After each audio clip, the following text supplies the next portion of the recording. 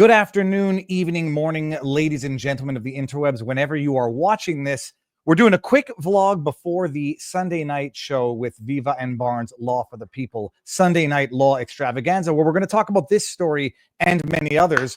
But the big news of at least the weekend is that Donald John Trump has followed through on his threat to sue the Wall Street Journal, Rupert Murdoch personally, and a bunch of others, the journalists involved in that. Are we calling it Doodlegate? Booby Doodlegate? It's a story, allegedly, of Trump, allegedly, writing a letter to Jeffrey Epstein in 2003, allegedly wishing him a birthday with some ridiculous, sordid sort of prose that's written of Donald Trump talking to Jeffrey Epstein, and he responds, and he refers to Epstein using the words like enigma and may all of your futures contain secrets, something along those lines.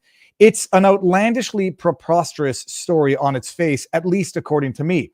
That being said, and it's not like one of those moving targets. He didn't do it, but if he did do it, there's a good reason for which he did it. And it is one of those things where I don't think he did it, but even if he did, write a happy birthday note to Jeffrey Epstein in 2003, before any of Jeffrey Epstein's criminality was known, before his sweetheart plea deal. Even if he did it, I don't give a sweet bugger all. I don't believe he did do it. The drafting of this alleged letter is so not in the tone of anything Trump would ever say. And for those of you who don't know, by the way, I looked into this. Trump has only, on record, confirmed or been proven to have drawn 2 doodles, both of which were the New York skyline, which subsequently were auctioned off. He is only known to have drawn 2 doodles in his entire life, excluding this one, which is contested. And the 2 doodles were the New York skyline. That you can understand why Trump would doodle that. They went for auction, whatever. This is the 3rd doodle that Trump is alleged to have ever done his entire life. A doodle drawing of a naked woman and the signature, allegedly, on this note to Jeffrey Epstein in 2003 for his birthday. The signature was his name around the pubic hair of the woman that was being drawn in this. All right. But the bottom line, this story was breaking last week, Thursday, give or take, as at the time of shooting this. It was a big breaking story. Oh my goodness, Trump is done for this time. Doodlegate. And I say bullcrap. Trump threatened to sue, said he would sue. They published the story and Trump sued. Now, just to highlight a few elements from the lawsuit itself, it's filed in the United States District Court, Southern District of Florida, which is a better district than the Southern District of New York, which is the most corrupt hellhole district on earth, tied right up there with DC, the District of Corruption district. So a better favorable venue to file this lawsuit, and you can see Donald John Trump, individual, complaint and demand for jury trial. He's suing the Dow Jones and Company, Inc., the Wall Street Journal, Delaware Corporation, News Corporation, a Delaware corporation, Keith Rupert Murdoch, an individual, Robert Thompson, an individual, Khadija Safdar, an individual, I think those are the journalists, Joseph Palazzolo.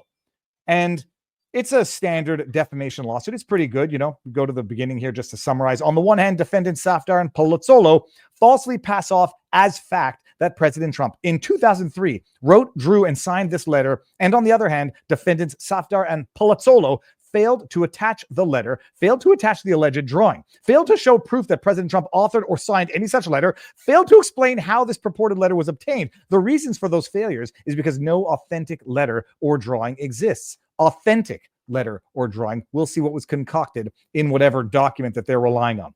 Defendants concocted this story to malign the President Trump's character and integrity and deceptively portray him in false light. We go down further. You can see a little bit of the alleged text voiceover. There must be more to life than having everything. The note began, Donald, yes, there is, but I won't tell you what it is. Jeffrey. Nor will I, since I also know what it is. Donald, we have certain things in common. Jeffrey, yes, we do. Come to think of it. Donald, enigmas never age. Have you noticed that? Jeffrey, as a matter of fact, it was clear to me the last time I saw you, Donald. A pal is a wonderful thing. Happy birthday. And may every day be another wonderful secret. This is the letter that they claim Trump wrote to Jeffrey Epstein in 2003. It's so bad it sounds like E. Jean Carroll wrote it. But the bottom line, Trump has sued, and he has sued for the mild sum of $10 billion. I mean, I'm telling you, the numbers have gotten so astronomically insane, but I don't fault Trump for this. Dominion sued Fox News for $1.2 billion. Dominion, a company that never made any meaningful money before the 2020 election, which was stolen, whether you like it or not, but not necessarily for the reasons you thought it might have been stolen. Hunter Biden laptop story on its own, stolen. Unconstitutional ballot harvesting, changing of the rules, stolen. Whether or not it was vote flipping Dominion servers, I don't know.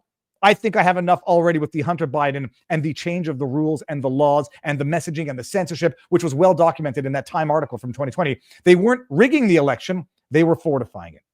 So he's suing for $10 billion. Fox News sued for $1.2 billion, settled for $787 million. The numbers have gotten astronomical, but they shall live with the consequences of their own precedent.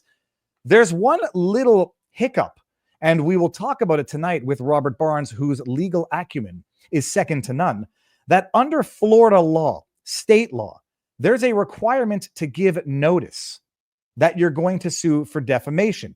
And I have the thing in the backdrop somewhere. It was section 700 and whatnot. Let me bring it up right now real quick, like Florida notice defamation. The statute is 770.01, and we'll read it just so you can appreciate what might be a bit of a hiccup in the lawsuit. The 2024 Florida statutes, including 2025 special sessions, notice condition precedent to action or prosecution for libel or slander before any civil action is brought for publication or broadcast in a newspaper, periodical, or other medium of a libel or slander. The plaintiff shall, which is legalese for saying must, not may, at least 5 days before instituting such action, serve notice in writing on the defendant specifying the article or broadcast and the statements therein, which he or she alleges to be false or defamatory. Now, I first saw this and I'm like, that's impossible that there's no urgency standard, that you're supposed to let the defamation stew, or in this case, go viral for 5 days before you can file suit to make him take it down. I don't know if there are any emergency exceptions to this provision of law. And at the federal level, they still have to apply state procedure. And it seems that Trump may or may not have waited the required 5 days or given the notice prior to filing suit. So we'll see.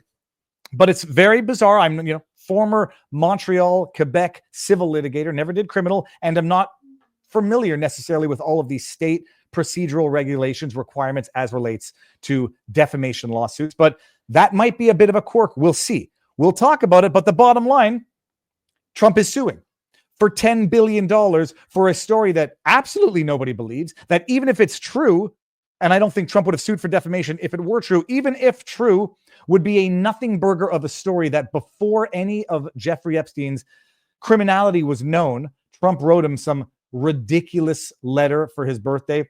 It really, really reads like the fantasy rantings and ravings of a lunatic like E. Jean Carroll. That is my humble opinion. Take it with a grain of salt for what it's worth. That is the analysis. That is the news. That is the latest breaking news. So Sunday nights, everybody, Viva and Barnes, Law for the People. If you're still watching right now and you have not subscribed, I don't know what I have to do to get you to subscribe. Subscribe, notifications, turn them on, drop a comment in the comment section, share my channel with someone who you think would like it, and share it mostly with someone who you know would not like it because they might need it the most. Most importantly, exercise, eat healthy, talk to people in real life, and get that sweet vitamin D from the sunlight, which I'm going to do right now. And go beyond the what? You know what I mean. Peace out, peeps.